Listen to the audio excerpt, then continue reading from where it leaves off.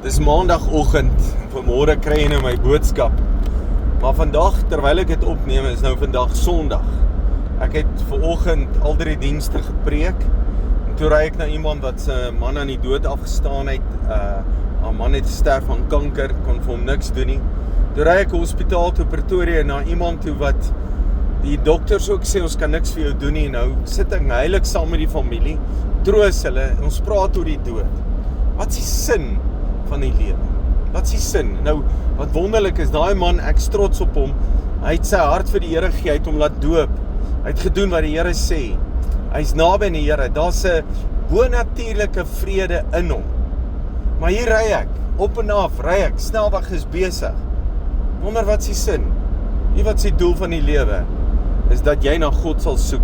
Paulus skryf, God het jou geskape, dat jy na hom moet soek. En dan moet jy weet, die Here is nie ver van jou af nie. Jesus sê, soek eers die koninkryk van God en sy wil. Dit wat hy wil, soek daarna. Nou sê Spreuke 19:21 'n belangrike ding.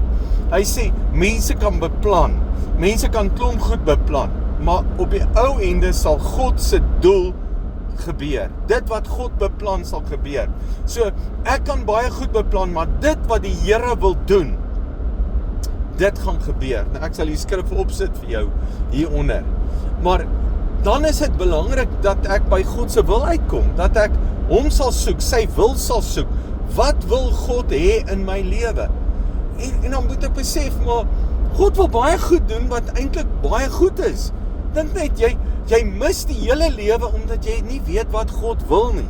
Ons dink baie keer, God se wil is so moeilik. God wil jou dalk seën, wil jou bless, wil hê God se guns, sy guns moet oor jou wees. Nou mis jy dit omdat jy net nie hom ken nie, omdat jy nie sy wil ken nie. Jy weet nie wat God wil nie. God wil goeie dinge in jou lewe doen. Daarom is vir my baie belangrik om na God te soek, sy wil te soek, wat hy wil doen.